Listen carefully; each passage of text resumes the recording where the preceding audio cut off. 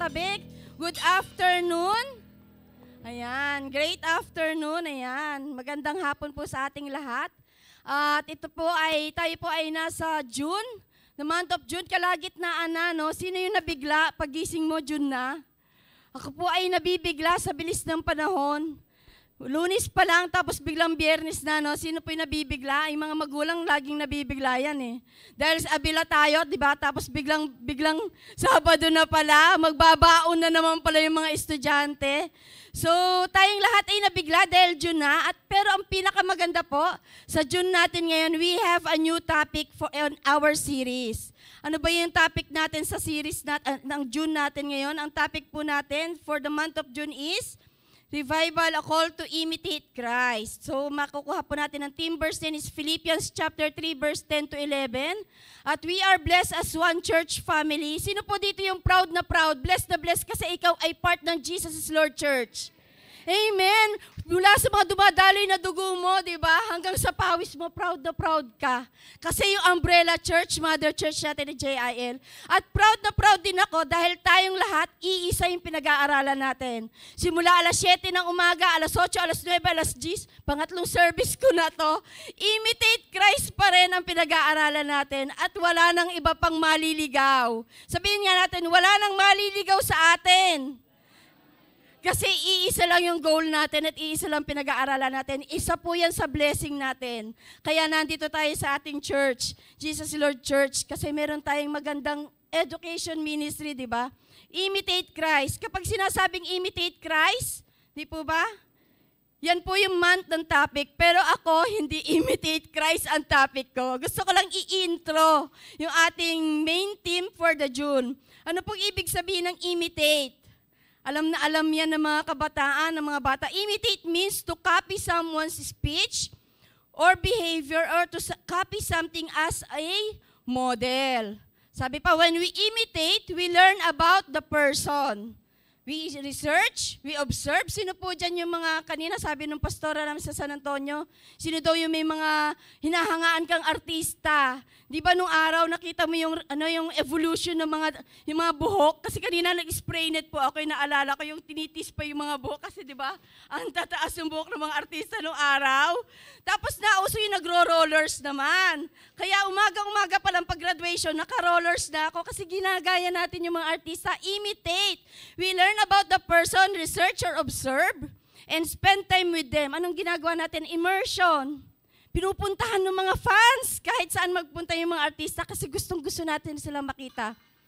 And ako po bilang ina, no? For example, sa akin kanina si Jaina, yung anak ko pong babae, gustong-gusto niya na ginagaya ako. Gusto niya laging terno yung damit namin.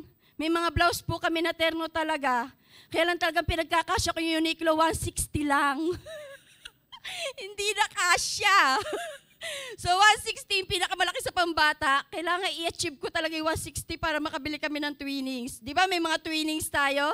Si Jay na pag gusto niya, kanina nagbe-makeup ako, nagpa-foundation din yung anak ko. So they like to imitate us. Sino po dito yung may mga anak na ginagaya tayo? Yun, di ba? Si Julian, ginagaya, di ba? Ginagaya, di ba? Ginagaya nila tayo, tinitignan nila. At hindi natin alam, pinag-aaralan nila kung ano yung mga kilos natin. So, ganyan yung mga bata. They imitate, they wanted to be like us. So, when we imitate, we learn. Ano po sabi dyan? We learn about the person. And it is impossible to imitate someone without even knowing the value of knowing the person we want to copy. Imposible po na ginagaya mo yung isang tao, pero hindi mo alam kung value. Bakit? Bakit mo siya ginagaya? May purpose. May halaga bakit ginagaya natin ang isang bagay o isang tao. And si Apostle Paul, sa theme verse po natin, is one of the best example of how he values imitating Jesus. Sino po dito yung nakabasa na sa buhay ni Apostle Paul? Sa mga soul graduates natin, di ba? Nag-aral tayo, binabasa natin, nag-aral tayo ng mga Book of Acts. Sa ating high five, Book of Acts tayo. Sunod-sunod po yan at natutunan natin, doon ko na-appreciate kung sino si Paul eh. Yung araw-araw binabasa, minimeditate chapter by chapter. He is the best example of how he values imitating Jesus. Ginagaya, diba sabi po niya, imitate me as I imitate Jesus. But before he came to the final point of following Jesus' examples, he first experienced the surpassing value of knowing Jesus Christ.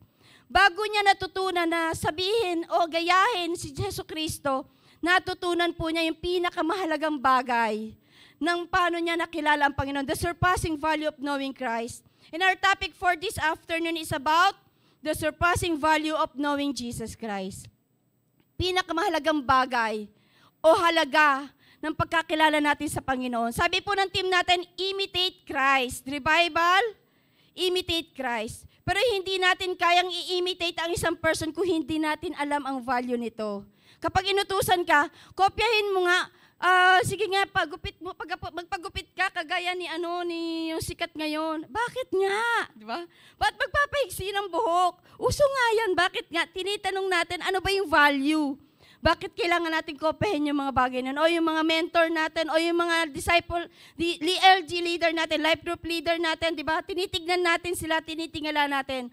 Pero bago natin sila tingalain, anong tinitignan? Hinahanap natin yung value. Di ba? Tinitignan natin yung value, bakit karapat-dapat ba? Are you worth it?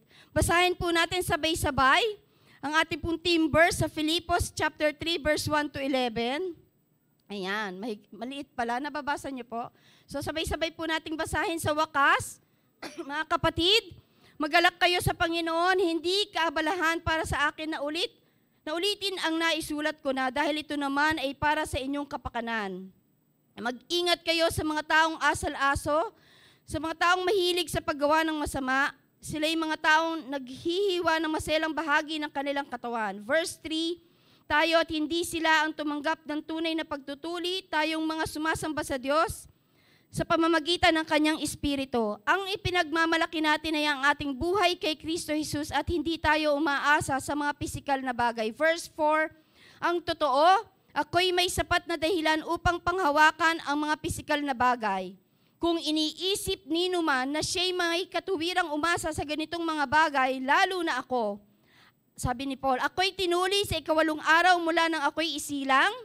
Ako'y isang tunay na Israelita, buhat sa angkan ni Benjamin at totoong Hebreo. Kung pagsunod naman sa kautusan ng pag-uusapan, ako'y isang Pariseo. Kung sa pagiging masugid ko sa kautusan, inusig ko ang iglesia, at kung sa pagiging matuwid naman ayon sa kautusan, walang maisusumbat sa akin. Verse 7, ngunit dahil kay Kristo ang mga bagay na pinahahalagan ko noon ay itinuring kong walang kabuluhan. Kabuluhan ngayon. Verse 8, oo, itinuring kong walang kabuluhan lahat ng bagay bilang kapalit ng lalong mahalaga ang pagkakilala ko ay Kristo Jesus na aking Panginoon. Ang lahat ng bagay ay pinalagay kong walang kabuluhan at itinuring kong basura. Makamtan ko lamang si Kristo at lubos na makipag-isa sa Kanya. Ang aking pagiging matuwid ay hindi sa pamamagitan ng pagsunod sa kautusan, kundi sa pananalig kay Kristo. Ang pagiging matuwid ko ngayon buhat sa Diyos sa pamamagitan ng pananampalataya. And verse 10, ang tanging hangarin ko ngayon ay lubusang makilala si Kristo, maranasan ang kapangyarihan ng Kanyang muling pagkabuhay, makibahagi sa Kanyang mga paghihirap at maging katulad niya sa Kanyang kamatayan. And lastly po, verse 11, maasang ako man ay muling bubuhayin mula sa kamatayan. So Filipos chapter 3 verse 1 to 11. Medyo mahaba po, no? Pero yung team verse natin for the June is dito lang sa bandang dulo. Bakit binasa natin yung buong 1 to 11? No? Ano ba yung observation natin dito? Parang sinasabi ni Paul, if anyone would be acceptable to God, di ba? That would be me. Di ba? Kung tinatanong siya ng mga Pariseo, di ba? Kung mayroon man at pinag-uusapan yung merit, credentials, kahapon tinanong ako ni Kuya Luigi, ate, ano ba yung mga credential ni Kuya Jay? Paano bang credential? Parang hindi ako sanay. Sasabihin ko po ba, may 1 wife and 2 kids? Sabi ko, may 1 and only wife. Mga credential yan. May 1 and only beautiful patient. Yung pala nilagay na credential. Dinescribe yung asawa. So, credential din yan, di ba? So, pag sinasabi ni Paul, ano ba yung para sabihin ko na ako ay karapat-dapat? Binigay niya yung credentials niya. Ano ba yun? Observations natin. Ako ay tinuli sa 8 araw mula na ako isilang. Ako ay isang tunay na Israelita. Di ba? Sabi niya, buhat sa angkan ni Benjamin at totoong Hebreo. Kung pagsunod naman sa kautusan ng pag-uusapan, ako'y isang Pariseo. Sa isang Bible scholars o sa pag-aaral po, research ko, kasama pala si Paul sa 5,000 elite Pharisee. O talagang parang scholar, di po ba? Matalino, talagang hindi, parang maipagmamalaki talaga niya na araw-gabi siguro binabasa niya talaga yung law o batas ng Panginoon. Kung pagiging masugid ko sa kautusan, inusig ko ang iglesia. Ibig sabihin, di ba? Di ba sila parang hindi nila matanggap eh. Si Paul, ini-imagine ko lang po para sa aking sarili. Kaya niya inusig ang iglesia. Hindi niya matanggap na itong mga mangingisdang ito ang gagaling. Di ba? Na-hurt yung ego ni Paul. Kasi ang taas ng credentials ni Paul eh. Na-hurt yung ego niya na itong mga mangingisdang ito, tinawag lang ni Jesus. Nagpapahayag, nagpapagaling ng may masakit. Kaya si Paul, lagi niyang pinupuntahan, pinag-aaralan niya lahat ng kilos ng disciples dahil hindi niya matanggap. Sa pagiging masugid, inusig ko ang iglesia. And last kung sa pagiging matuwid naman, ayon sa kautusan, walang maisusumbat sa akin. Kasi sinusunod niya yung law. But when Paul met Jesus, everything changed. Amen po ba? Sino dito may favorite dun sa The Road to Damascus? Favorite niyo ba yun? Nabasa niyo po ba yun? Mamaya babasahin po natin. Paul had learned that God doesn't accept us on our merit. Hindi tayo tinanggap ng Panginoon. Yan po yung natutunan ni Paul. Hindi tayo tinatanggap ng Panginoon dahil ikaw ay may MBA. Dahil ikaw ay pastor, dahil ikaw ay preacher. Hindi tayo tinatanggap ng Panginoon dahil sa mga credentials na mayroon tayo. Ano po? Tinanggap tayo ng Panginoon dahil sa kanyang habag at biyaya, but His grace. So everything that Paul had bragged about, yung pinagmamalaki ni Paul, was now rendered worthless. Sabi niya sa dulo, di ba, walang kabuluhan ang mga bagay na ito dahil ang mas mahalaga ay makilala niya ang Panginoong Hesukristo. He let go of his claims, all his merit to take hold of Jesus. He lost it all to gain Jesus and Jesus is worth it. Sabihin nga po natin, Jesus is worth it. Di ba? Worth it. Parang ano ba sa Tagalog yung worth it? Parang worth it ka, di ba? Karapat-dapat ka na ipagpalit sa anumang bagay na meron ka. Kaya po ba natin gawin yon, di ba? Si Paul, na nasa pinakamataas na estado ng buhay niya, kahit siguro siya magpunta, sikat siya. Kasi din siya, Roman din siya eh. Di ba? Roman citizen din siya. Ang dami niyang kayang ipagmalaki sa buhay niya. Pero ikinumpara niya yun sa pagkakilala ng Panginoon, it is worthless.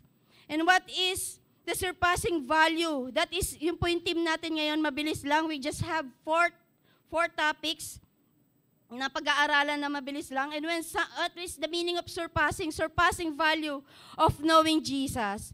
When something has a surpassing value, it stands out, exceeds expectation, and goes beyond what is typical or ordinary. Sabihin nga po natin, surpassing value. Kapag tinatanong ka, gaano kahalaga sa iyo ang iyong pag-aaral, ano bang sasabihin mo? Mahalaga yan ate kasi yan ang magsasabi ng direksyon ng buhay ko. Gaano kahalaga ang girlfriend mo sa'yo? Hindi makasagot, di ba? Mahalaga naman. Okay naman. Gaano kahalaga sa'yo yung trabaho mo? Mahalaga yung trabaho ko kasi yan ang source of bread and water namin, Ate Weng. Sa mga ina po, gaano kahalaga sa'yo yung mga anak mo? Aba, pag yung mga nanay ang sasagot yan, naiiyak pa. Di po ba, Mama Sel? Gaano kahalaga si Bernie, si Bernard, si Det? Maiiyak pa si Mama Sel, walang halaga na maitutumpas sa pagmamahal sa isang anak. Ganyan, di ba? Surpassing value. Ibig sabihin, beyond ordinary or extraordinary. Yan po ang nakita ni Paul nang makilala niya ang Panginoon. There is nothing important, more life-giving than knowing Jesus. Wala nang ibang importante sa buhay natin. Yan po yung gusto kong panalangin sa bawat isa sa atin na matutunan natin na wala nang iba pang importanteng bagay sa buhay natin. Wala nang ibang mas hihigit pa sa buhay natin ay yung mas makilala natin ang Panginoon. Amen po ba? May hahalaga pa ba sa mundong ito nang makilala natin ang Panginoong Jesus? Amen. Ako po naalala ko lang, hindi kasama sa template. May coach ako dyan eh. Baka sabihin, hindi yan practice natin. Hindi. Naalala ko lang, kapag ikakasal kami sa kasal ng mga kapatid ko, kasal na po kaming lahat, hindi pwedeng hindi mawawala si Mayor, si Vice Mayor. Sino dito, di ba yung mga ganyan?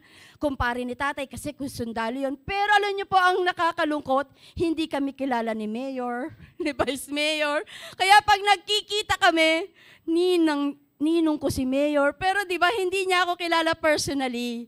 So yun yung tradisyon nung araw, di ba? Pero ang sarap kasi kapag ikaw kilala mo mismo, kilala ako ni Mayor. Kagaya po ng tatay ko, siya ang kilala ni Mayor, ang tatay ko. Pero kami mga anak, hindi kami kilala ni Mayor. Pero si tatay, dahil kilala siya ni Mayor, dire-diretso siya hanggang sa opisina ni Mayor. Walang mga surveillance siya. Magbabayad siya ng tax ng business ng kapatid ko, dire-diretso siya hanggang sa opisina ni Mayor dahil kilala siya ni Mayor. There is this direct access, because there is this direct access na kilala niya si Mayor. Yun yung value na kilala ka. Ano pa po yung mga ibang value na may kakilala ka? Halika, ipapakilala kita dito sa principal para pagka pumasok ka sa school na ito, di ba, hindi ka mamumroblema. Sino po dito yung mga gumagamit ng mga niyang partida? O sa mga polis, di ba, natatawa si Joyce. Ipapakilala kita kay General para pag nagpa-transfer ka sa ibang lugar, madali lang nating magagawa yan, di ba? May value kapag may kakilala tayo. Sa tatay ko yung fraternity, may ka-fraternity siya. Binigay sa akin yung picture ng fraternity. Sabi, pag nahuli kayo, pakita mo yung picture. Wow! Di ba? Ano tawag doon? Face value! Di ba? Yun yung value na may kakilala ka. At yan yung natagpuan ni Paul nang makilala niya si Jesus. Nakita niya yung value, kahalagahan na makilala niya ang Panginoon. What is your surpassing value of knowing Christ? Ano yung pinakamahalagang bagay na naaalala mo sa buhay mo nang makilala mo ang Panginoon? Sige nga po, 30 seconds, isipin nga natin. Ano yung pinakamahalagang bagay sa buhay mo ang nangyari na makilala mo ang Panginoon? Diba, ang dami? Baka ako, pag naalala ko po yun, buti na lang na nakilala ko ang Panginoon, yung value. Parang napapakanta tuloy ako ng, nasaan kaya ako?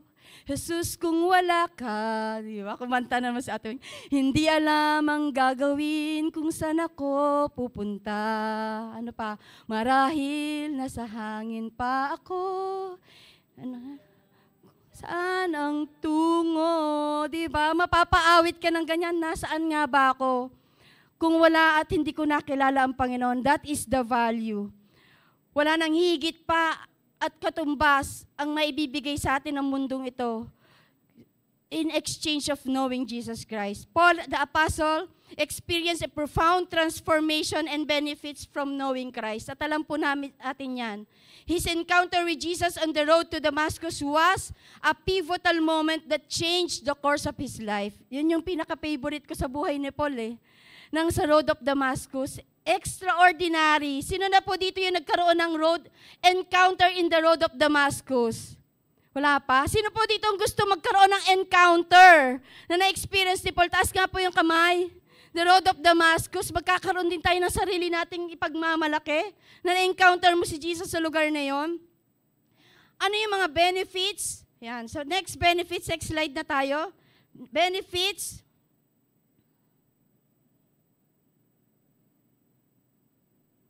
The surpassing value Paul gained from knowing Jesus Christ. So, 4 lang po yan, pero napakadami. No? Pinili lang natin yung mga the best na surpassing value Paul gained from knowing Jesus Christ. Number 1 is spiritual enlightenment. In Acts chapter 9, verse 3 to 6, basahin lang po natin yung Acts chapter 9, kung ma-flash po sa screen.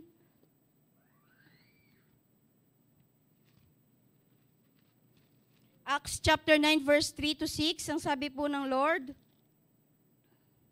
as he neared Damascus on his journey, suddenly a light from heaven flashed around him. He fell to the ground and heard a voice say to him, Saul, Saul, why do you persecute me? Who are you, Lord? Saul asked. I am Jesus, whom you are persecuting. He replied, now get up and go into the city, and you will be told what you must do.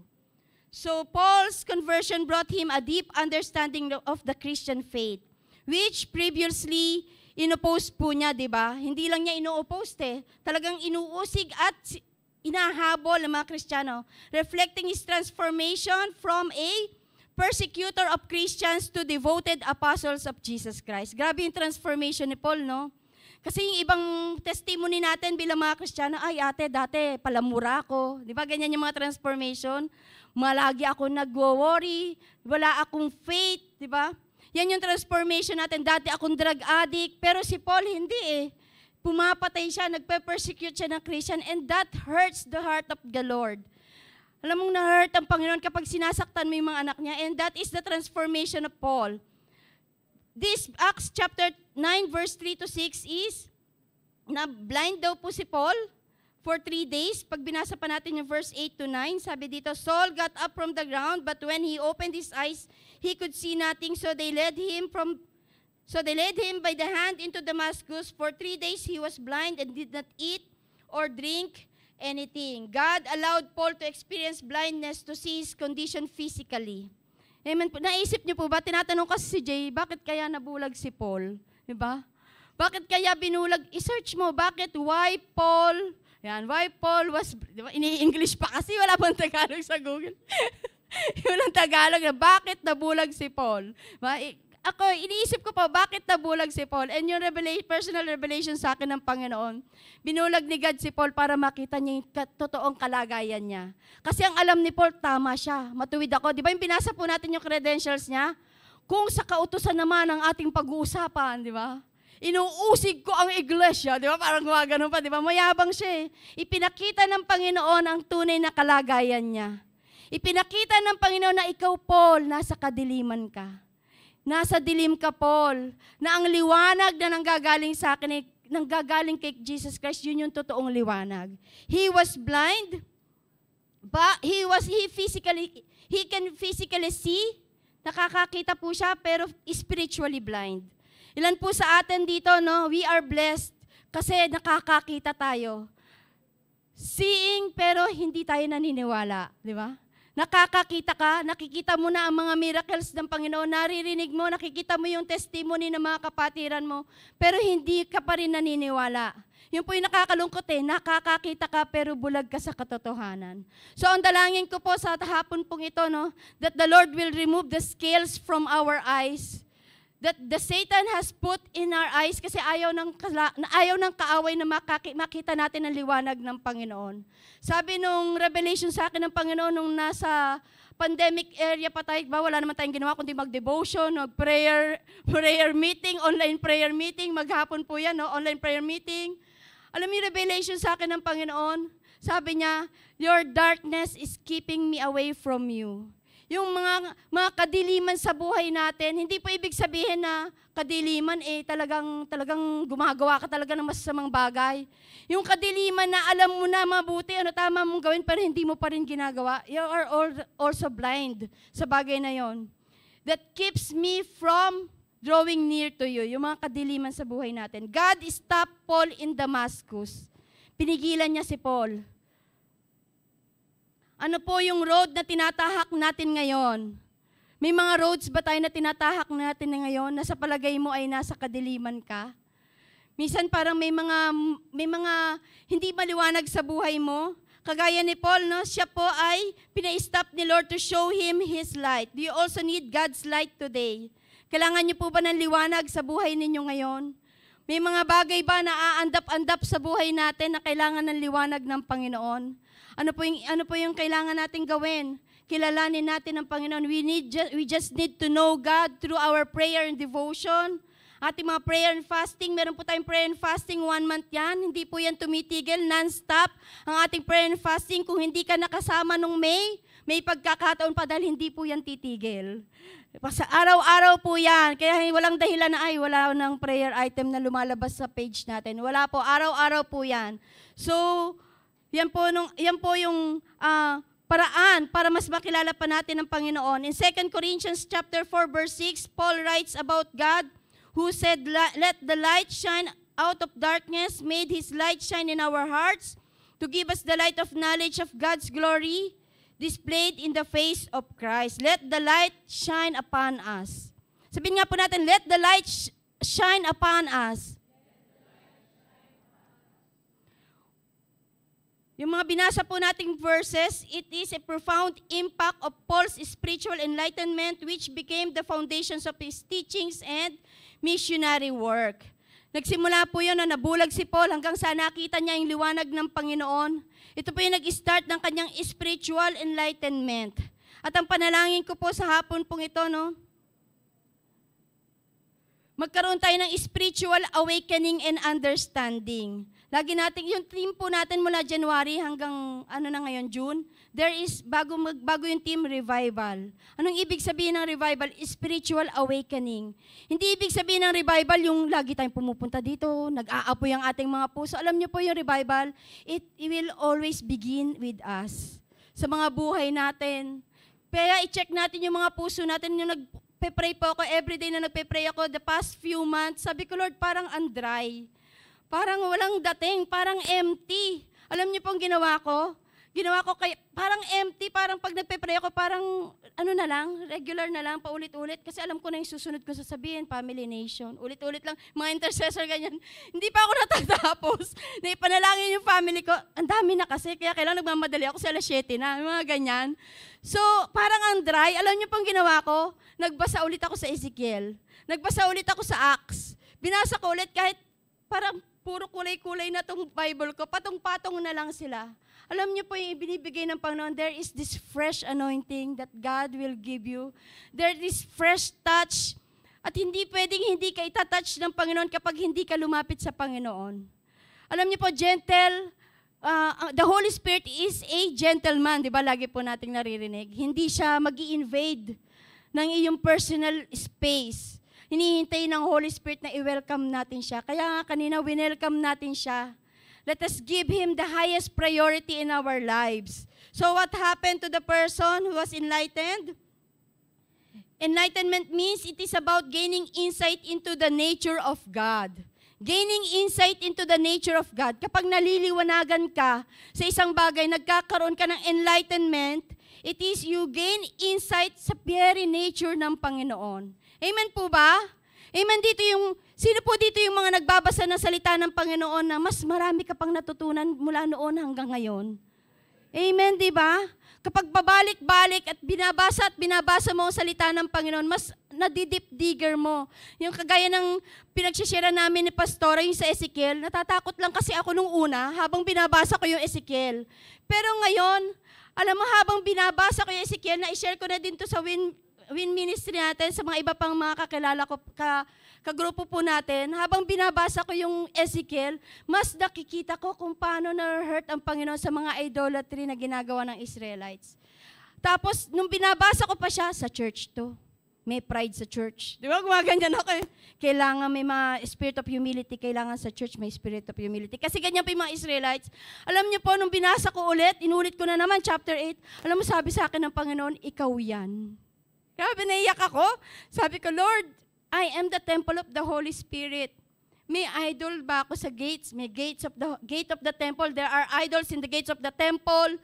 Sabi pa doon sa Ezekiel, may mga hidden doors kang tinatago. Sabi kasi ng mga leaders doon, dito tayo magsumamba sa mga Diyos-Diyosan kasi hindi tayo makikita ng Panginoon. Sabi sa akin ng Panginoon, ikaw yan. You have that hidden door. Tapos habang nasa office ako, sabi niya, I am deeply hurt. Kinukwento ko yan kina Jumel. I am deeply hurt, sabi ng Panginoon.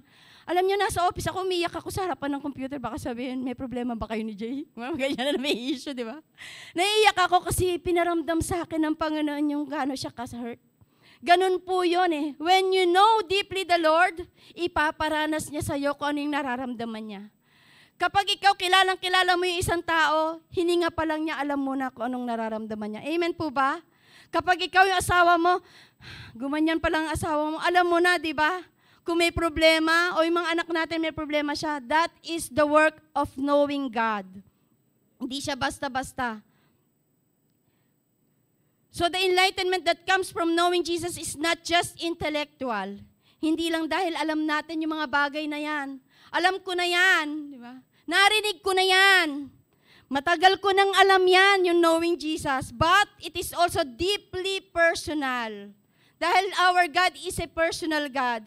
And the spiritual leading to a life that reflects the love, grace, and truth of Christ. You can never say that you know God kung hindi nakikita sa buhay mo ang transformation. Hindi mo pwedeng sabihin na kilala mo ang Panginoon pero hindi nakikita sa iyo yung spiritual awakening and understanding of the value of knowing Jesus Christ.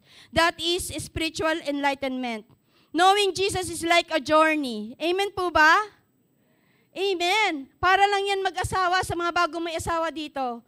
pagkakakilala natin sa mga asawa natin is like a journey.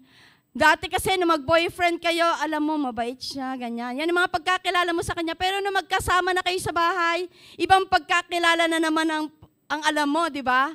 Pero kapag nag-away na naman kayo, ay, matapang pala si sis. Pagka di ba? Ganyan, iba-iba. So knowing Jesus is a journey. Kaya hindi dapat natapos ka na sa Soul 1, Soul 2, Soul 3. Hindi po natatapos yun. Bible preacher ka na, teacher ka na, pastor ka na, ministry heads ka na. Hindi natatapos doon ang pagkakilala natin sa Panginoon. It is a journey. Sabihin nga po natin, journey. It is a journey. Sabay-sabay po tayo mag-journey. Lumakbay sa pagkilala natin sa Panginoon. Number 2, purpose and direction. Bilisan po natin. Paul found a new purpose in life, dedicating himself to spreading the message of Christ and establishing churches.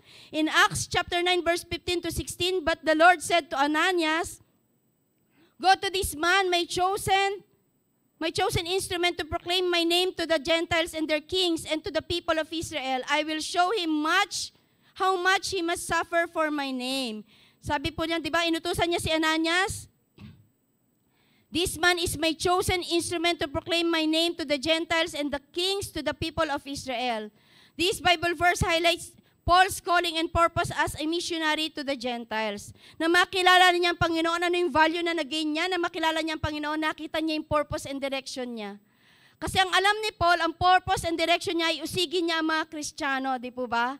Yan lang yung laman ng isipan niya, saan niya mahanap, paano niya mapapatay si ganito, paano niya mapaparusahan si ganito, pero na nakilala niya ang Panginoon, yung purpose and direction ng buhay niya ay nagbago. Sino po dito, nung nakilala natin ang Panginoon, nagbago yung direction ng buhay natin? Amen, tayong lahat, no? Dati ang priority mo, magtrabaho. Pero ngayon hindi na. Sideline na lang yung trabaho, may ministry, yun na yung priority natin, di ba? Tapos yung nag-ministry ka, naging matured ka, hindi na puro ministry. Evangelize. Babalik tayo doon sa basic. Di ba? Kasi pinapalago tayo ng Panginoon. That is the way kung paano magpakilala sa atin ng Panginoon. Galatians chapter 1, verse 15 to 16, "But when God, who set me apart from my mother's womb and called me by His grace, was pleased to reveal His Son in me so that I might preach Him among the Gentiles." Sabi ni Paul, "Set me apart from my mother's womb." Alam pala niya, di ba? Nagtataka naman ako. Alam pala niya na sa mother's womb pa lang, di ba? Jeremiah chapter 1, verse 5, bababasa din po natin yan. Tayong lahat sa mother's womb pa lang ay itinakda na ng Panginoon kung ano yung mga purpose at direction natin sa buhay. Same with Paul, tayo din ay tinawag ng Panginoon simula nang tayo ay bata pa. Minsan may mga bagay na nangyayari sa buhay na natin, nalilihis tayo ng landas o direction. Amen po ba? Pero hindi po hahayaan ng Lord na mapalayo tayo. Di ba si Paul, alam niya from her mother's womb, finorm na ng Panginoon.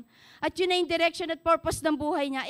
Kung ikaw ay bago pa lang, na Kristiyano, ikaw ay first time na nandito, kayo po na first time nakakarinig ng ito pong Facebook Live na ito, sinasabi po ng Panginoon, from your mother's womb, meron ng itinakdang magandang bagay ang Lord sa buhay mo. Pero may mga bagay na dumadating sa buhay natin, maybe it is ay pagsubok, mga struggles sa buhay, at mga bagay pa na mahihirap na bagay sa buhay natin na nangyayari kung bakit may kakaroon ng delay. Pero wag po tayo mag-alala dahil hindi papayag na ang Panginoon ay dun lang tayo. Hindi papayag ang Panginoon na hindi mo ma-pursue yung calling mo. Alam niyo po, no? Sabi ko kay Jay, "Daddy, gusto mo ba talagang magpastor?" Kasi pastor po eh. Sabi, si asawa mo, nasa training. Nanay, hayaan mo na yun lang bisyo. Kung tatanungin niyo ako kung ano yung bisyo ni Kuya Jay, yan na talaga ang bisyo niya. Mag-training, mag-Bible study. Minsan hindi pa talaga, naglilihim pa talaga. Saan punta? Kay Brother Edic lang. Hindi pala, magtuturo pala ng Bible study. Talagang bisyong-bisyo. Talagang mabisyo, di ba? Pero sabi ko, "Daddy, gusto mo pa talaga magpastor?" Sabi ko, bakit kaya 43 years old? Tsaka pa lang, di ba? Yung calling talagang hindi maiwasan. Alam niyo po, sabi niya, bata pa lang siya, gusto na niya magpastor. Pero dahil ang daming bagay na dumadating sa buhay natin along the way, magtatrabaho ka kasi breadwinner ka, may gagawin ka. Pero alam niyo po, darating yung time talagang hindi ka na talaga pipigilan ng Panginoon. Hindi ka mapapakali. Hanggang yun na lang ang iniisip mo. Diba? Yun yung purpose and direction na ibinibigay ng Panginoon, and you will not receive that purpose and direction kung hindi mo kilala ang Panginoon. Kailangan isik natin ang Panginoon. Lagi kang nawawala. Nakalimutan ko tuloy yung old song na para akong bangkang papel sa dagat na buhay. So, di ba, para kang lutang-lutang para kang isang bangkang papel na palutang-lutang sa dagat na walang direksyon ang buhay mo. Bakit mo sasabing, walang direksyon, hindi ko alam. Hinahanap ko pa yung calling ko. Kailan ka ba, si Ate LB lagi yan nagtatanong, kailan ka ba magkukumit, mag-i-start sa Win Ministry o sa anong ministry? Pagpe-pray ko muna, hinahanap ko pa yung calling mo. You don't need to find your calling. Just find Jesus and know Jesus, and He will give you your purpose and direction in life. Ipapakita po niya sa inyo yung calling mo. Just know Jesus. Just seek Jesus. Just like Paul, no? Hindi naman niya hinanap yung calling niya. Wala nga siyang calling eh. Pero nung nakilala niya yung Panginoon, nakita niya yung calling at purpose niya. Yan po yung purpose and direction. Kaya pag sinasabi mo sa akin na, ate, pinagpe-pray ko pa yung calling ko, baguhin po natin yung prayer natin, ate, pinagpe-pray ko pa na mas makilala ko ang Panginoon. Starting this day, ipanalangin po natin, Lord, I want to know you because I want to know my purpose. Sabi ni Brother Eddie, di ba? Ano yung quotation? Hindi ko lang po na-search, di ba? Yung very purpose of his life, existence in this earth, is to honor God. Yun yung very existence natin. Sana tayo mismo, personally, meron kang own purpose. Masabi mo talaga, ang calling ko, binigay sa akin ng Panginoon, inireveal sa akin ng Panginoon, gusto ko magpastor, Ate Weng. Diba? Gusto ko maging missionary, Ate Weng. Alam niyo po, itong church you built natin, JL Church you built natin, ito po yung church na nakita ko na very supportive sa lahat ng pangarap natin para sa Panginoon. Gusto mo maging missionary? Gusto mo maging Bible teacher? Susuportahan ka ng church natin. Ito yung church na talagang lahat ng pangarap mo para sa Panginoon, full support ay binibigay sa atin. So second to the last, inner peace. Despite facing numerous trials, Paul found peace in his faith, often expressing joy and contentment in his letters. And in Philippians chapter 4, verse 7, and the peace of God, which transcends all understanding, will guard your hearts and your minds in Christ Jesus. This verse speaks the profound peace that comes from trusting in Christ. In Romans chapter 5, verse 1, therefore, since we have been justified through faith, we have peace with God through our Lord Jesus Christ. Sabi din yan po ni Paul, no? Paul talks about the peace that comes from being justified and reconciled to God through faith in Christ. Mga verses na binasa po natin, no? The inner peace that Paul experienced is a result of his relationship with Christ. At kung babalikan po natin, no, in the theme verse in Philippians chapter 3, this verse or letter to Philippians was written by Paul while he was inside the prison cell. Nakakulong si Paul. Pero tingnan nyo naman yung laman ng letter ni Paul, no? Parang hindi halatang nakakulong. Kasi siya pa yung nag-encourage. Siya pa yung nagsasabi kung anong gagawin, di ba? The theme verse that we read is written by the Apostle Paul while he was in the prison cell. Siya ay physically nakakulong. Pero ang faith niya at pagmamahal sa Lord at pagmamahal sa Lord at mga believers ay malayang nakararating sa mga churches. Sino po dito yung feeling niya nakakulong ka sa mga pagsubok sa buhay mo? Sino po dito yung parang feeling mo nakagapos ka sa mga bagay na dumarating, mga circumstances sa buhay natin na hindi natin naiiwasan? Si Paul nakakulong physically. Pero imagine, no, nakaka-amaze po. I admire Paul so much. Kasi hindi siya nalilimitahan. Yung paglilingkod niya sa Panginoon, hindi nalilimitahan. Hindi nalilimitahan ang pananampalataya ni Paul kahit siya ay kinulong, hindi po ba? Tayo, ang dami nating limitations. Ang dami nating considerations kapag maglilingkod tayo sa Panginoon. Ang hirap, di ba? Pero kapag naglilingkod ka at kilala mo kung sino yung pinaglilingkuran mo, kapatid, wala pong mahirap. Dahil lahat ay gagawaan mo ng paraan. Lahat bibigyan mo ng time. Lahat bibigyan mo ng effort mo, pag-aaralan mo. Nahirapan ka, hindi ka marunong sa Bible study, hindi ka marunong mag-share, pag-aaralan mo, babasahin mo yung Bible. Dahil yung wisdom, it comes from reading and reading by the word of the Lord. So, peace, inner peace.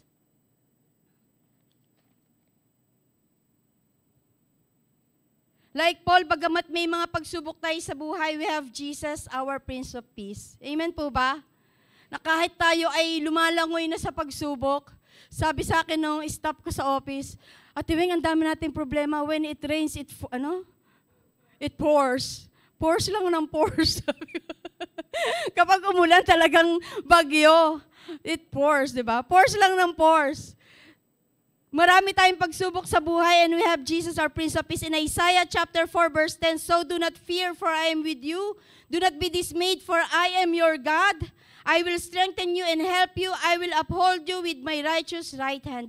Ulitin ko po, no? So do not fear, for I am with you. Do not be dismayed, for I am your God. I will strengthen you and help you. I will uphold you with my righteous right hand. May pinuntahan po kami sa Nueva Ecija, ka-JIL natin. Ang dami niyang business. Tapos ang dami niya iniisip. Sabi niya sa akin, alam mo ba, sister, malis kasi si Jay sa akin talaga sinabi, no? Lalaki po siya may-ari siya ng maraming kumpanya. Alam mo ba, sister, sabi, hindi na ako nagkakatulog sa dami ng business ko. Alam mo bang alas 3, nag-MP1 na ako? Wow, sabi ko, di ba? Alam mo bakit? Wala siyang peace sa mga bagay na iniisip niya sa mundong ito, no? Pero at the 3 a.m., he found peace while reading and meditating the Word of God. Hindi na siya makatulog So, ang ginagawa niya, nag-MP1 siya. Marami bang bagay ang gumugulo sa iyo ngayon? Pamilya, pag-aaral, trabaho, future. Yung future mo kasi malabo. May pagsubok ba na imposible sa panahon natin ngayon? Alalahanin po natin ang sinabi ng Panginoon na Isaiah chapter 4 verse 10, Do not fear. I am here. Last Sunday, July, habang nag-worship service tayo, sabi sa akin ng Lord, ang linaw. Parang ang lakas ng boses, sabi niya, I am here, I am here. Sabi ng Lord, sabi ko, Lord, thank you. Diba? Marinig mo lang na sinabi sa iyo ng Panginoon, I am here. Everything else will fade away. Every worries in our hearts will fade away. Kapag sinabi mo at narinig mo sa Panginoon, I am here. Ang dami ko kasing pangamba sa puso ko. Sino po dito yung may mga pangamba? Sino dito yung nag-aalala? Amen, lahat tayo, marami tayong inaalala. Pinakamaliit at pinakamalaking alalahanin. Pwedeng bata ka, maliit lang inaalala mo. Siguro inaalala ni Jay na ngayon wala siyang Dutch meal na baon. Di ba? Liit. Inaalala mo, nag-worry ka. Pero yung inaalala ng mga magulang, walang pan-tuition fee. Anak ko, wala pa akong pambayad sa ganito. Sabi ng Lord, do not fear, for I am with you. Do not be dismayed, for I am your God. Pero hindi mo pwedeng sabihin na you are my God if you don't know Jesus. If you don't know the Lord. Hindi ka pwedeng magkaroon ng access kung hindi tayo magkakilala. Pwede bang sabihin ko sa iyo ngayon, okay, andito lang ako. Pero wala kang access kay Ate Weng, di ba? Pero dahil may access ka sa akin at sasabihin ko sa iyo, andito lang ako, tutulungan kita, malakas ang loob mo. Ano po ang mga sikreto ni Paul? Pray in the Word of God. Binabad niya ang kanyang sarili sa panalangin at pagbubulay ng salita ng Diyos, and this make him please God, and God gave him peace, inner peace sa bawat buhay niya, sa bawat pagsubok na pinagdaanan niya. Kaya nga sa mga kapatid, sa buhay po natin, no, kapag dumadating sa buhay natin na hindi na natin kaya, yung mga takot at pangamba sa buhay natin, ibabad natin ang ating mga sarili sa salita ng Panginoon. Ibabad natin ang ating mga sarili sa pananalangin. Sometimes you may feel it is dry. Ako po personally, na-experience ko yan, ang dry ng prayer ko. But then the moment I keep on worshiping the Lord, nagpe-prayer in tongues ako, nagpe-pray, worship lang ako, yung totoo lang, minsan kasi pag nagpe-pray, minsan parang gusto ko mas naiiyak ako, parang feel na feel. Sabi ko, alam mo, di ba? Parang wala si Lord kasi parang hindi ako naiyak ngayon. Diba? Sa mga personal devotion mo. Parang mas gusto mo naiiyak ka. Pero alam mo po yung natutunan ko, I just present myself as who I am. Kung sino lang ako. Kung hindi ako naiiyak, hindi ako naiiyak. Alam niyo po, no? Habang nagpe-pray ako, tinataas ko yung kamay ko. Sabi ng Lord sa akin, I am here. Ang sarap na ng confident na nandito ng Panginoon. Physically, nabubuhay sa mga pagsubok tayong lahat. Pero ang faith natin ay hindi magagapos ng pagsubok. Physically, ikaw ay kinukulong ng mga pagsubok, hindi ka makapaglingkod kasi ang dami mo pang kinakaharap na pagsubok. Ate Weng, wait lang. Physically, ang dami mo pang iniisip. Pero alam niyo po, ang habag ng Panginoon, ang faith natin ay hindi magagapos nang dahil sa mga pagsubok at mga sirkumstansya ng buhay natin. Amen po ba? Amen. And lastly po, matatapos na tayo, hope hope of resurrection. 1 Corinthians chapter 15, verse 20 to 22, but Christ has indeed been raised from the dead, the first fruits of those who have fallen asleep. For since death came a man, the resurrection of the dead comes also through a man. For as in Adam all die, so in Christ will be made alive. So ito pong verse na to, sinabi ni Apostle Paul is affirming Christ resurrection as the guarantee of our own. Dahil si Jesus ay nabuhay na magmuli. Sabi po nung pamangkin ko si Cairo, kasi napanood niya, kasi kilala niya si Jesus 4 years old or 5 years old. Lagi niya sinasabi sa akin, Mommy, I am the soldier of the Lord. May toys ka sa akin. Ganyan, di ba? Proud na proud ka kapag may nagsabi sa yung bata, no, na I am the soldier of God. I am a soldier of God. Napanood niya na Jesus died. So kumakain kami ng almusal. Sabi niya, Mommy, Jesus died. Hindi ko nalunok yung kinakain ko na almusal, di ba? Hindi ko maisip paano kayo papaliwanag sa isang 5 years old na hinahangaan niya si Jesus. Jesus is my hero. Jesus walks in the water kasi lagi po niya naririnig. Na-share ko na ito yung Jesus walks on the water, alam niya. Pero nung Saturday morning, sabi niya sa akin, Mommy, Jesus died. Hindi ko ngayon ma-English kasi English speaking. Jesus rose from the dead, di ba? So sabi ko, hindi ko kaya, lalo na Englishin ko pa. So sinabi ko sa kanya, don't worry, Jesus is alive. Jesus has risen, di ba? Pero alam niyo po, yon yung worry niya na namatay si Jesus, na ina-idol niya, na soldier siya. Ibig niya sabihin, commander si Jesus, di ba? Soldier, I am the soldier of God. Biglang narinig niya o napanood niya sa TV, Jesus died. Yung worry ng bata, no, na namatay si Jesus, no? Ganun ba tayo? Na kapag alam natin na wala na tayong connection sa Panginoon, na nag-worry tayo, yung hope of resurrection, na ang lahat ng bagay sa mundong ito ay temporary lang. Lagi ko po yan iisip, pero dumating sa buhay ko, na sabi ko, Lord, kailan ka ba dadating? Diba? Kapag hirap na tayo sa buhay, Lord, hanggang kailan ba matatapos ang paghihirap na ito?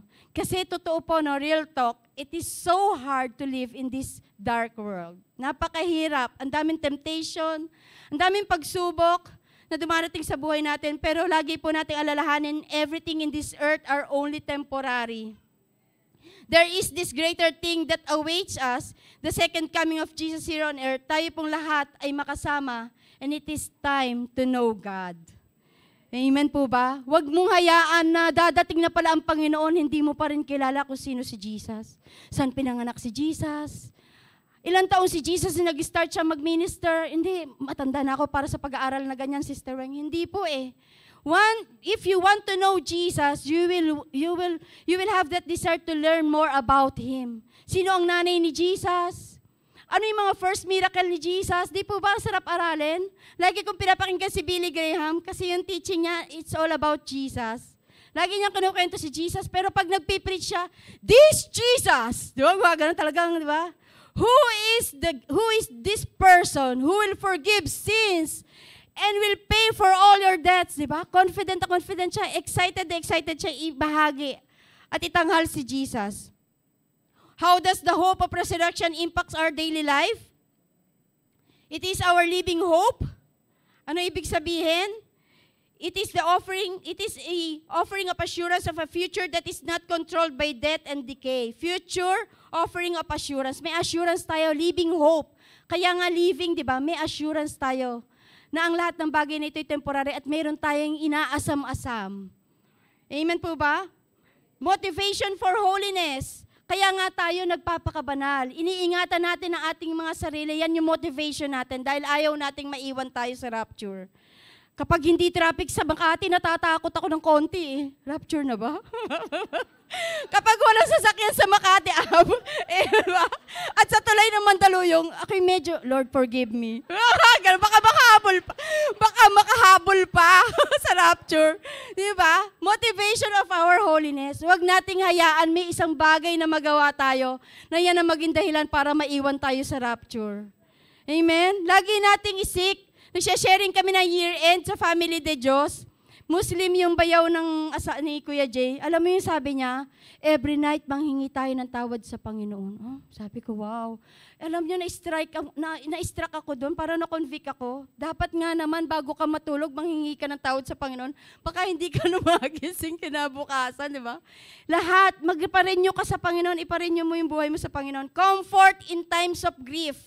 The hope of resurrection brings comfort in times of loss and grief as the believers have the assurance of being reunited with loved ones in Christ.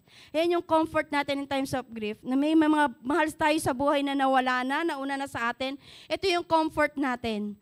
Na makakasama natin sila sa muling in the second coming of the Lord. And lastly po, courage to witness. Yan yung pinakamahalaga. Pag tayo mag-conclusion, courage to witness. Yan yung courage natin kanina si Chad. Baka mahiya si Chad, no? Magpapark kami, tagal naman ni Chad, intercession na. Kala ko walang pansukli si Manong Mubit. Tapos baba na nga ako. Nakakatuwa, no? Kasi wala siyang pinalagpas sa pagkakataon. Nag-share. Courage to witness. Nag-share ng salita ng Panginoon. Huwag mo hahayaang may makausap ka. Kahit man lang sabihin mong, God bless, kuya. Mag-ingat po kayo, di ba? I-share mo yung maging conduit, maging bridge ka ng pagpapala sa ibang tao. Lagi ko pong iniisip, no? Lord, sana yung buhay ko maging channel siya ng grace. Yung bibig ko na to, kasi sa opisina, marami yung mga chismis, mga ganyan, di ba? Sana yung, Lord, ang prayer ko, yung bibig ko, maging maging source siya ng grace. Source siya ng peace, di ba? Lahat ng lalabas sa bibig na ito, source siya ng comfort sa lahat tao na makakasalamuha natin. Nagpe-pray kami ni Kuya sa family namin na mas pagpalain niya pa kami financially. Alam niyo po kung bakit? Kasi para mas marami pang mabless. Maging source ka. Kaya when was the last time na nanalangin ka, Lord, gamitin mo naman ako. Maging source naman ako ng pagpapala sa buhay ng ibang tao. So, yun po, no, habang nagpe-pray ako kanina, bago tayo mag-conclusion, pinagpe-pray ko 2 picture ng mga anak ko. Kasi, di ba, may picture frame na nag-graduate na si RJ, may picture frame naman dito na grade 1-year-old si Jaina. So, inire-raise hands ko talaga. Nililay hands ko yung mga anak ko. Nung si Jaina na po yung pinagpe-pray ko, naiyak ako kasi ramdam ko yung pagmamahal ni Jaina bilang bunsong anak. Siguro yung mga bunsong anak mo, yung mga kapatid natin, may mga tao ba na talagang ikaw aramdam mo sa kanila yung tunay na pagmamahal? Sabi ko, Lord, ang sarap ng ganun yung pagmamahal sa akin ng anak ko, yung talagang clingy, mahal na mahal ako. Sabi sa akin ng Panginoon, that is just a tip of my love. Tip lang yon, pinakadulo ng pagmamahal ko sa'yo. Alam, naiyak ako, sabi ko, how much more na maranasan natin yung pagmamahal ng Panginoon. Pero hindi po natin mararanasan yung pagmamahal ng Panginoon kung hindi natin kilala ang Diyos. The surpassing value of knowing Christ. So, the conclusion, to experience the same benefit Paul received from knowing God, we must understand that the surpassing value of knowing God is all about personal relationship. Let us seek a deeper connection with Jesus through prayer and fasting, meditation, and careful study of God's Word. Number 2, transformation. That is the surpassing value of knowing Christ. Transformation. May our life be a journey of growing faith and becoming more like Christ in character and action. Sabihin nga po natin, Christ-like. Yan yung main goal natin bilang mga Christian. Be Christ-like. Wala nang iba pa. Hindi po komplikado. It is not complicated to be a Christian. Simple lang, be Christ-like. Para maging Christ-like, kaya sa susunod na mga topic, ang ganda po ng mga topic series natin na pinaghatian ng mga preachers natin, imitating Christ. Very exciting, di ba? Dahil ngayon, alam na natin yung value na makilala natin ang Panginoon. Ano-ano ba yung mga bagay na dapat nating i-imitate patungkol kay Jesus Christ? So next, purpose and identity. We are no longer lost. Hindi na tayo nawawala because we know that our identity is in Christ and that we know we belong to God. Alam natin na sa Diyos tayo. At kapag nagpe-pray po ako, lagi ko yung sinasabi, Lord, take care of my children because they belong to you, Lord. Their lives belong to you. Lord, take care of our finances, our business, Lord, because these finances, this business belongs to you, God. Everything belongs to you. Dahil pag-aari mo yan, Lord, you will take care of it, di ba? May pa-second, An eternal perspective, knowing Jesus extends beyond our earthly life. John chapter 3 verse 16, invite ko po yung worship natin. Illustrates, for God so loved the world, ano po sinabi doon? That He gave His only begotten Son, that whosoever believe in Him will not perish but will have an eternal life. The Lord is always inviting us to know His Son, Jesus Christ, as our Lord and personal Savior. Ang deep desire po ng Panginoon sa buhay natin ay makilala pa natin siya ng lubusan. Alam niyo po, ang Panginoon lagi siya nagpapakilala sa atin. Sino po dito yung sasakay lang ng sasakyan, may Bible verse ka nabasa? Di po ba? Sino po dito yung may makakausap ka, confirmation niya ng Lord, binigay din sa akin. Lagi siya nagpapakilala ang Panginoon sa iyo. Lagi po nagpapakilala ang Panginoon sa atin at hindi siya nagsasawa. So tuwing ikaw ay madadapa at makakalimutan mo ang Panginoon, paulit-ulit at magpapakilala na naman ang Panginoon sa iyo. Ang dalangin ko po sa hapon pong ito, makilala natin ang Panginoon, hindi dahil nabasa natin siya. Makilala natin ang Panginoon na siya ay ang dakilang manggagamot. Hindi natin nabasa na ang dami niyang pinagaling sa New Testament. Makilala natin ang Panginoong Hesus na siya ay dakilang manggagamot dahil na-experience natin ang kagalingan na nagmumula sa Kanya. Makilala natin ang Panginoon na siya ay sumasagot sa lahat ng panalangin, hindi dahil sinabi ng Win Ministry, hindi dahil sinabi ni Pastora. Nakikilala natin ang Panginoon na siya ay sumasagot sa panalangin dahil mismo ang mga panalangin natin sinagot ng Panginoon. Amen po ba? Makilala natin ang Panginoon na siya ang tagapagligtas mo, na every time nasa pahamakan ka, every time na parang gulong-gulo ka, parang nasa danger zone ka na ng buhay mo, hindi po makilala natin ang Panginoon na siya ang iyong tagapagligtas. Hindi lang yung personal Savior dahil inaccept na natin si Jesus Christ eh. Ito yung Savior na kung saan magliligtas sa atin sa lahat ng bagay sa buhay natin. Tayo pong lahat ay tumayo. Let us sing that song, Lord, I want to know you more. Ang dalangin po natin sa hapon pong ito, magkaroon tayo ng deep desire to know more. To know the Lord more. To know Jesus more in our lives. Huwag nating hayaan na lumipas ang ating mga buhay na hindi natin nakikilala ang Panginoon. Sa hapon pong ito, the Lord is here. And He wants us to see His face. He wants us to experience His power. He wants us to experience His marvelous presence in our midst. Let us just continue to open our hearts and open our minds and open our spiritual ears and allow God to enter into our lives right now. Hallelujah! Hallelujah!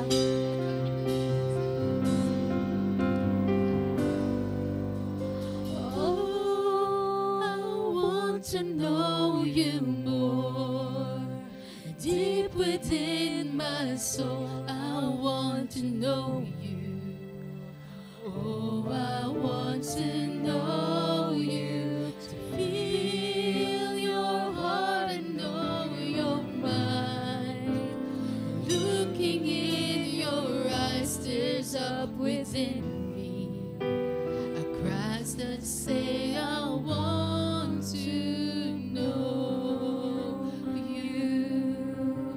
Oh, I want to know you more. Together as we sing.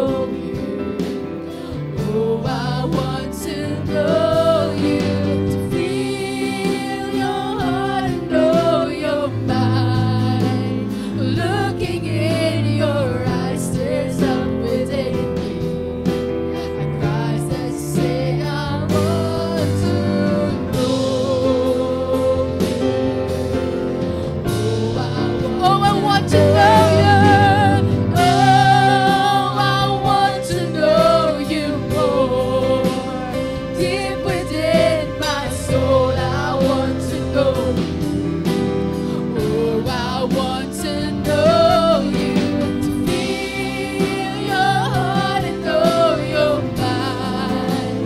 Looking in your eyes, there's always a dream. A cry that says, I want to know you. Oh, I want to know you. I want to know you. Want to know you. Deep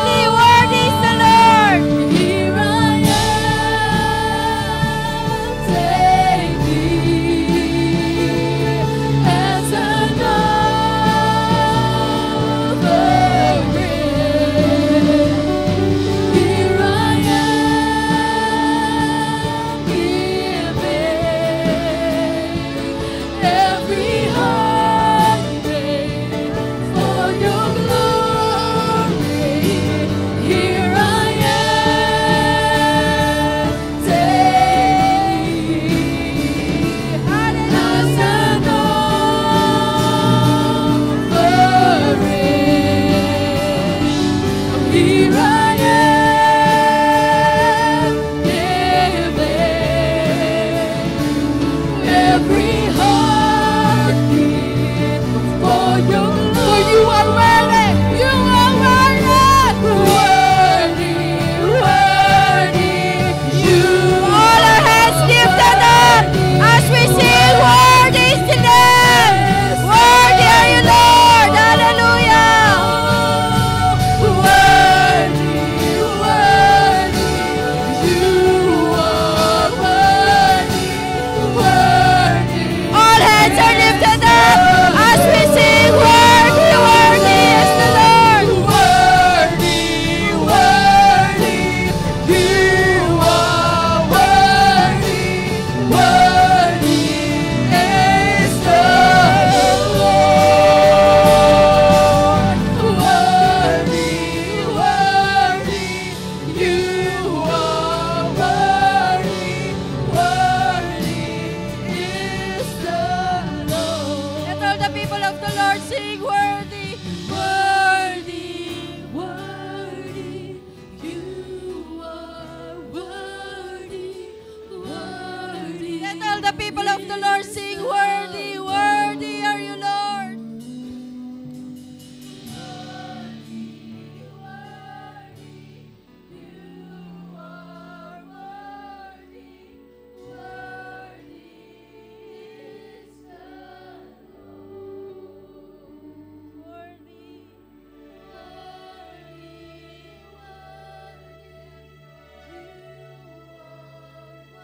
You are worthy. Yes, Lord, worthy is the Lord. Worthy,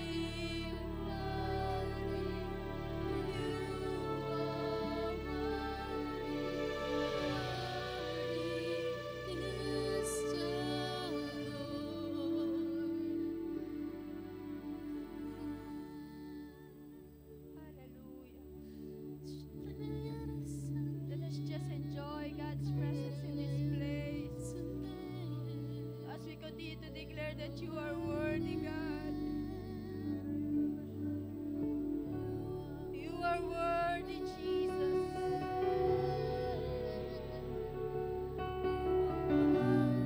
You are worthy, Lord.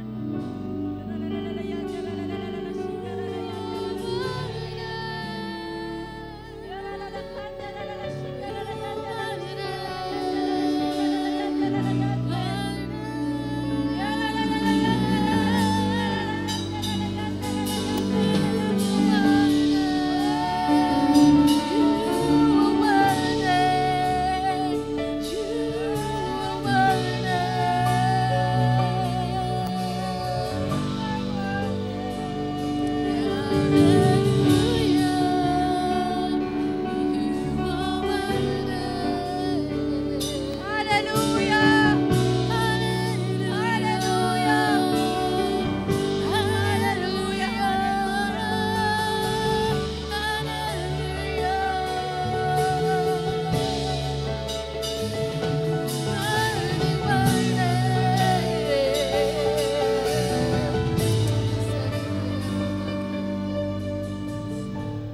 Hallelujah.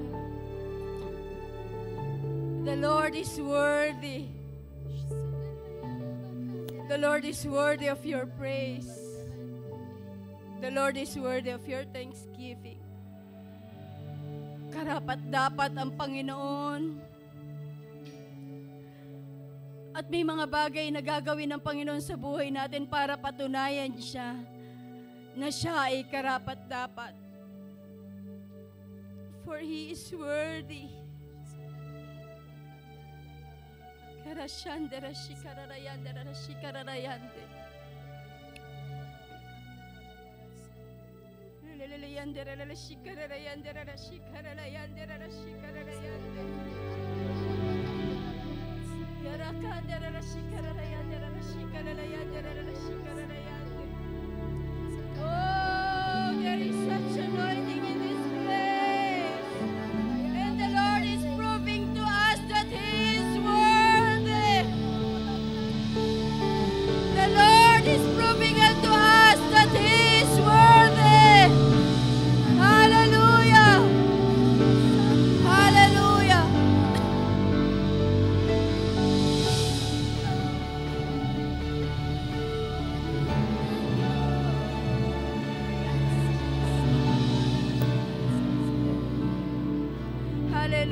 Hallelujah. Sa mga gusto pong mag-renew ng kanilang commitment, ng pagmamahal, ng kanilang paglilingkod sa Panginoon, I want you to raise your hand as a sign of surrender. As a sign, parang sinasabi natin sa Panginoon, Lord, I want to know you more. Parang sinasabi natin sa Panginoon, Lord, I am tired of knowing this earth. I want to know you more. As our worship team is still ministering to the Lord, I want you to pray before the Lord right now. He is here. And His anointing is here. He is just waiting for you to open your heart and give you this new fresh anointing. Fresh oil of anointing is in this place. There will be fire. There will be fire. There will be fire. Unquenchable fire. Hallelujah. Hallelujah. If you need to be baptized by the Holy Spirit once again, just continue to pray in the Spirit. Hallelujah.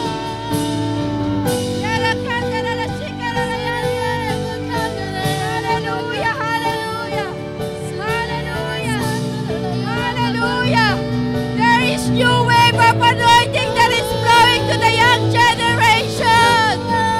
There is new wave of anointing. You run oh, come like a wind and sweep throughout this place. You run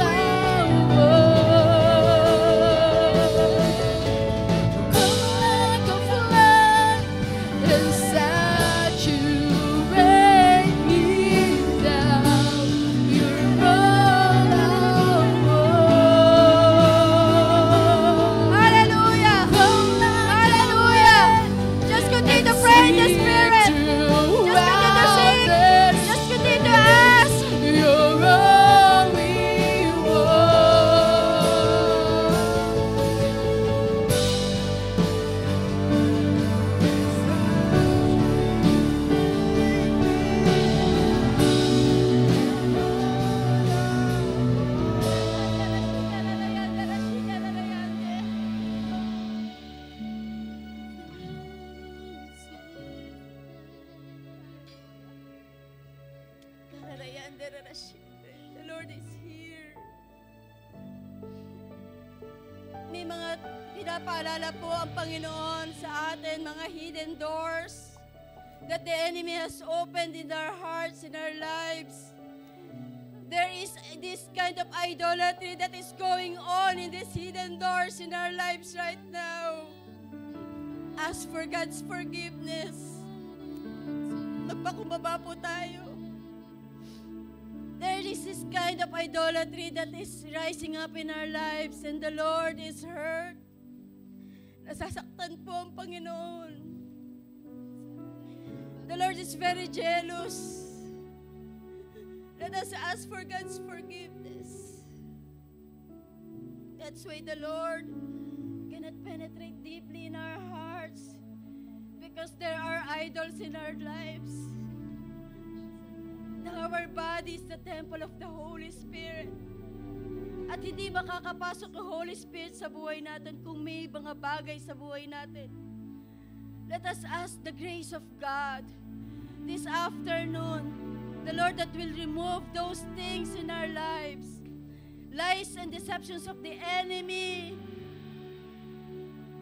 the spirit of laziness, the spirit of pride, spirit of arrogance, mga espiritu na mga complacency sa buhay natin. Let us ask for forgiveness. And then let us ask the Lord to break our hearts this afternoon. Marami pong salamat, Panginoon. Salamat, Panginoon, sa hapon pong ito, dahil kaming lahat ay pinalaya mo na. Salamat, Panginoon, dahil pinuno mo ng kauhawa ng aming mga puso upang patuloy ka naming makilala pa ng lubusan sa aming mga buhay. Beginning this afternoon, Father, we will seek you more. We will ask for more. We will worship you more. We will honor you more. We will serve you more. We will witness and we will declare your goodness more. Lord God, this limited life that we have, kulang ang aming kakayanan, kulang ang aming lahat-lahat sa buhay namin para magawa namin ang mga bagay na ito. Kaya nga ang dalangin po namin, Lord, ang lahat ng kulang sa amin na idagdag niyo po, Panginoon. Kulang kami ng tapang, bigyan mo kami ng tapang, Panginoon. Kulang kami ng financial resources, Lord, bigyan mo kami ng financial resources. Kulang kami ng kalakasan dahil may sakit at karamdaman kami, Lord, pagalingin mo kami. Kasi gusto namin gumawa na mas marami pang bagay para sa'yo. Lord God, in our weaknesses, be our strength. In our limitations, Lord God, be our overflowing, Lord. In Jesus' name, Lord, thank you. Selyuhan mo po ng iyong banal mong Espiritu ang lahat ng katagumpayan at tanggap ng iyong mga anak sa lugar na ito. That nothing, not any single thing that we receive in this place will be snatched away by the enemy from our hands. This is ours. Amen po ito, and our life belongs to you. Lord, we thank you. We honor you. This is our prayer in Jesus' name. Amen, amen, and amen. Let us declare that Jesus is Lord over social media. Like, follow, and share our contents in Facebook, Twitter, Instagram, Threads, YouTube, and now on TikTok. Let us proclaim, share the goodness and greatness of our God through our social media accounts.